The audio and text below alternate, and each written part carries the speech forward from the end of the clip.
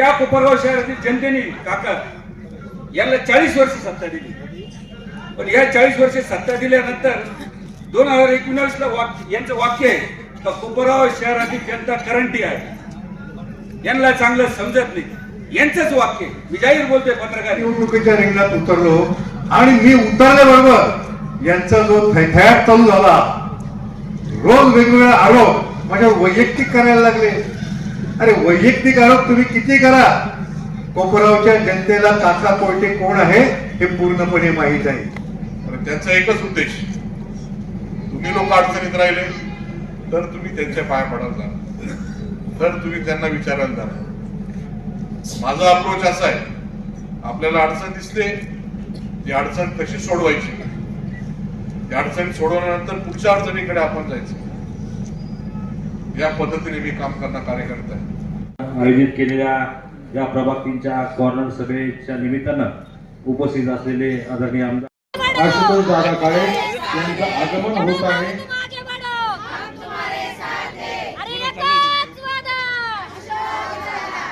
मत कोणाला? धन्यवाद धन्यवाद सगळ्यांना. पूर्ण परिवार जायचा आशीर्वाद घ्यायला. तर काका तुमचं विजन खूप चांगलं आहे, तुम्ही कोपरगाव शहरासाठी खूप चांगलं काम करतात. जसे काका निवडणुकीला उभे राहिले, काकाचं लगेच जे नाही ते वाईट बोलायला लागलं. या लोकांची ती मनोवृत्ती आहे, म्हणजे ज्या कोपरगाव शहरातील जनतेने काका याला 40 वर्ष सत्ता दिली, पण या 40 वर्ष सत्ता दिल्यानंतर 2019 ला यांचं वाक्य आहे का कोपरगाव शहरातील जनता करंटी आहे, यांना चांगलं समजत नाही, यांचंच वाक्य. मी जाहीर बोलतोय पत्रकार आहे.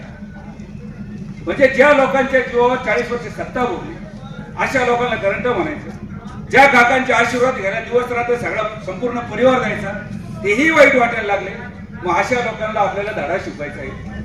तुम्हाला फक्त एकच सांगतो, 4 वर्ष आशुतोष दादा आमदार आहे आणि तुमच्या सगळ्यांच्या आशीर्वादाने विकासाच्या जोरावर आशुतोष दादा पुढच्या भविष्यामध्ये कायमस्वरूपी आमदार राहतील हे मी तुम्हाला ठामपणे सांगतो. याचं कारण असं आहे, राजकारण म्हणून मी त्या माणसाला कोपरगाव शहराची जी काही विकासाची तळमळ आम्ही डोळ्यांनी पाहिलेली, आणि हे सगळं करण्याकरता तुमची साथ फार महत्वाची. साथ याच्याकरता महत्वाची की नगरपालिकेमध्ये फक्त मेजॉरिटीच्या जोरावर यांनी कोपरगाव शहरातील रस्त्यांच्या कामाला विरोध केला, पाण्याच्या तळ्याला विरोध केला.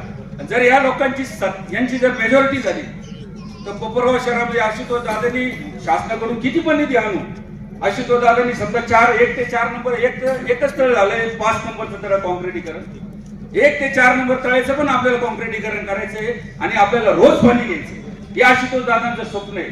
पण भविष्यामध्ये जर या लोकांच्या चुकीच्या लोकांच्या आपण जर सत्ता दिली, हे लोक ते ठराव होऊन देणार नाही. कोपरगाव शहरामध्ये पाणी आशुतोष दादांच्या स्कीम मंजूर करून आणल्या त्या सगळ्या फेल करून टाकतील आणि आपल्या शहराला पुन्हा एकदा धुळगाव पुन्हा महिन्याने पाणी भेटेल. पूर्वी या कोपरगाव शहरात मुली सुद्धा कुठे देत नव्हतं, 1 महिन्याने पाणी येते या गावामध्ये, अशी परिस्थिती होती. म्हणून तुम्हाला विनंती करतो, येत्या 20 तारखेला कोणाचंच काय ऐकू नका. फक्त हे 4 वर्ष आशुतोष दादा आमदार आहे, काका 5 वर्ष नगराध्यक्ष राहणार आहे.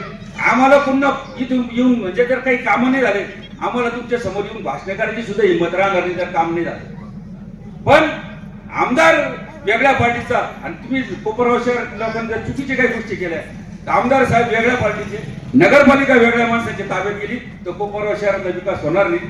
आणि आशुतोष दादांचे विचाराचे नगरसेवक जर निवडून आले, आमदार त्यांचे निवडून आले, तर आशुतोष दादांना तुम्हाला सांगायचं कारण येणे राहायचे कमी कोपरगाव शहरात काम का करू शकलो नाही. म्हणून फुल मेजॉरिटीने तुम्ही सत्ता द्या, नगराध्यक्ष त्यांचा करा आणि आमदार साहेब आहे त्यांची सत्ता आहे.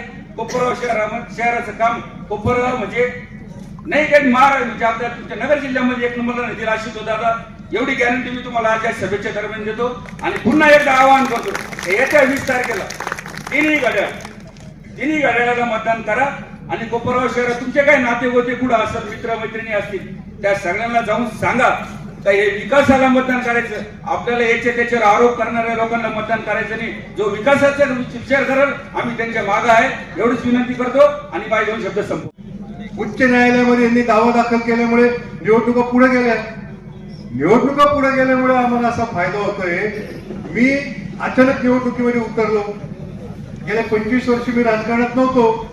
तो खरं तर विरोधी आमच्यावरती टीका करतात परंतु राजकारणात मी का नव्हतो?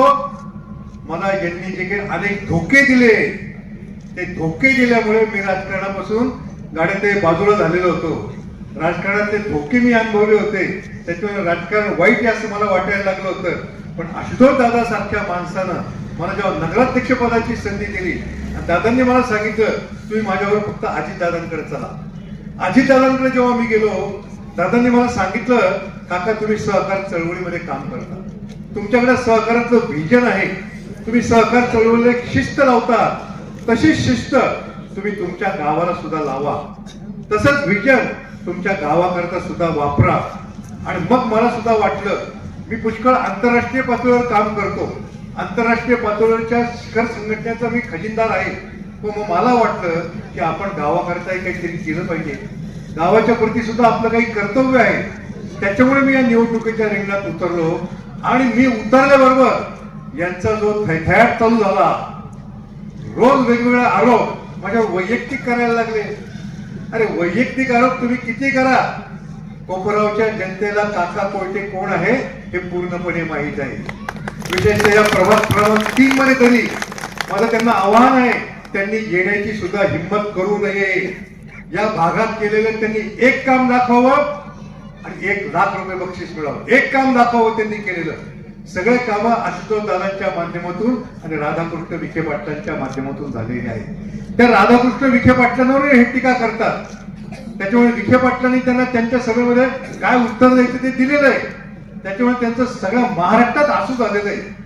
त्याच्यामुळे त्यांनी या प्रभागात तरी येण्याची हिंमत करू नये. हे निवारा, सुभद्रनगर, सनशाईन टॉवर, रिद्धी सिद्धीनगर, हे आढाव वस्ती ही माझी घरची मंडळी आहेत अहो, ते आम्हाला विसरू शकत नाही. या भागानं आमच्यावर प्रचंड प्रेम केलेलं आहे.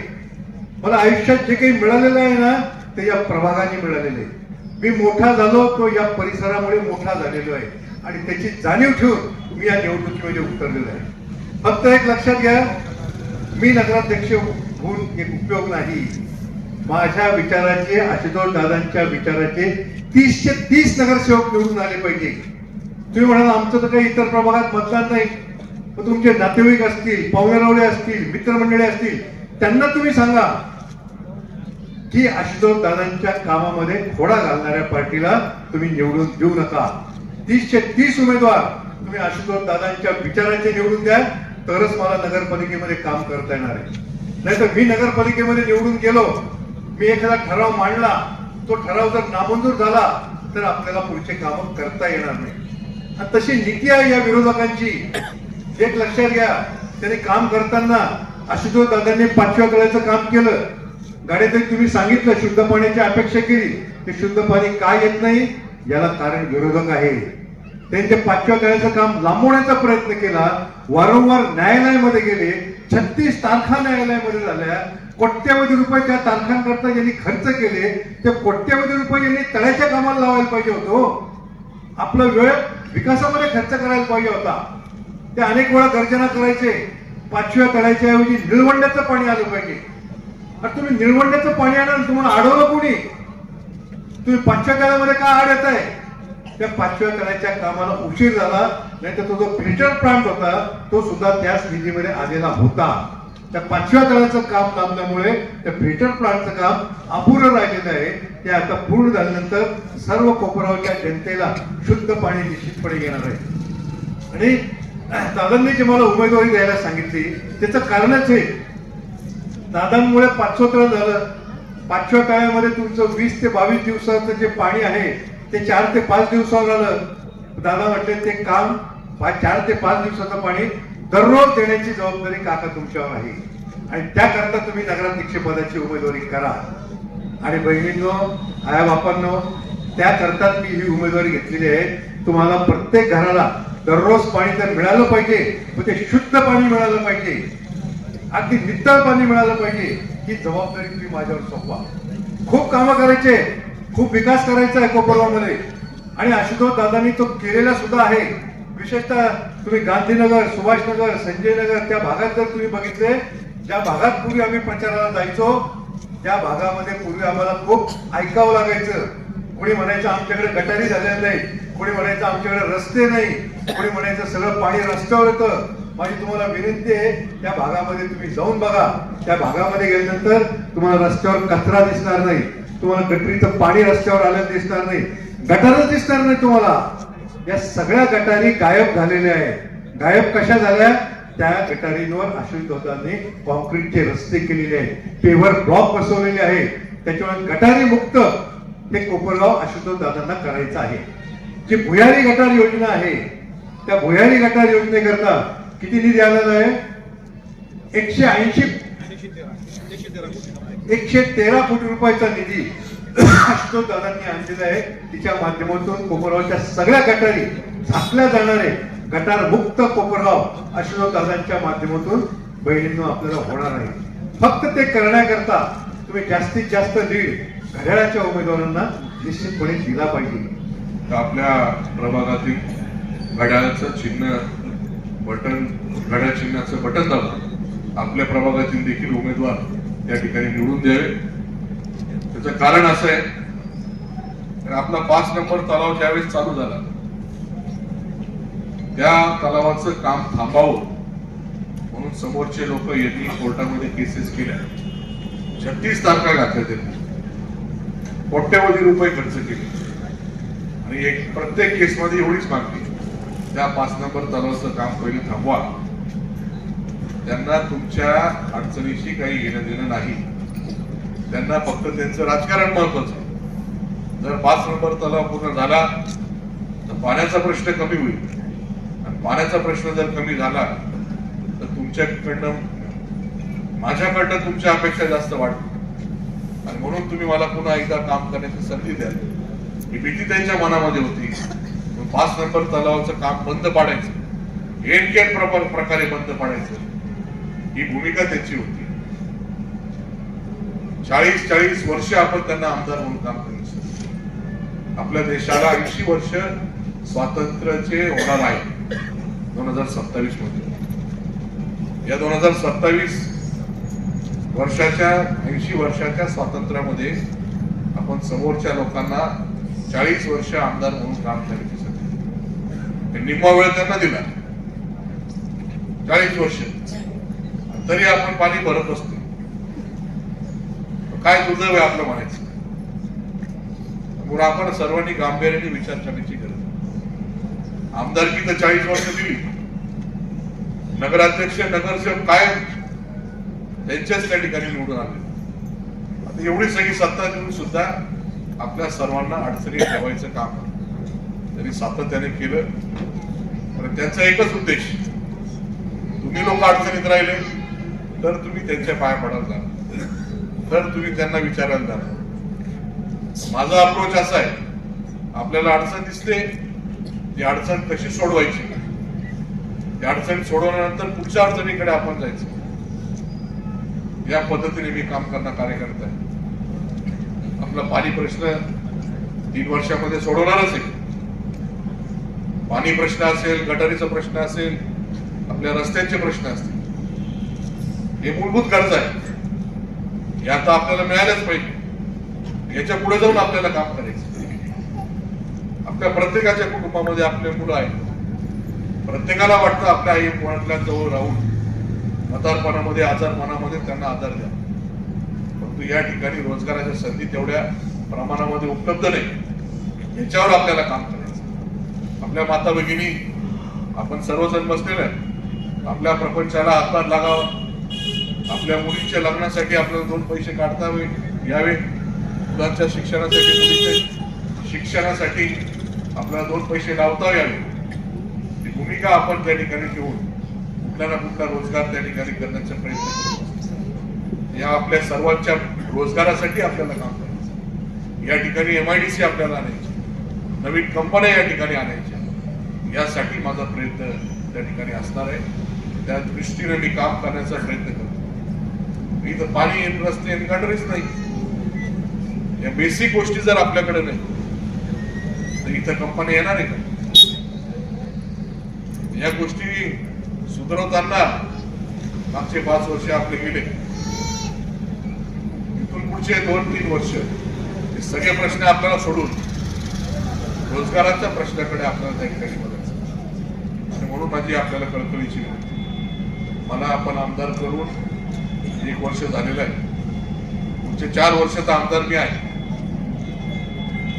या 4 वर्षामध्ये राहिलेले मूलभूत प्रश्न सोडवणारच आहे, सोडवणार आहे. पण आपले जे काही शासनाचे निधीचे पैसे असतात ते नगरपालिकेकडे त्या ठिकाणी द्यावे लागतात.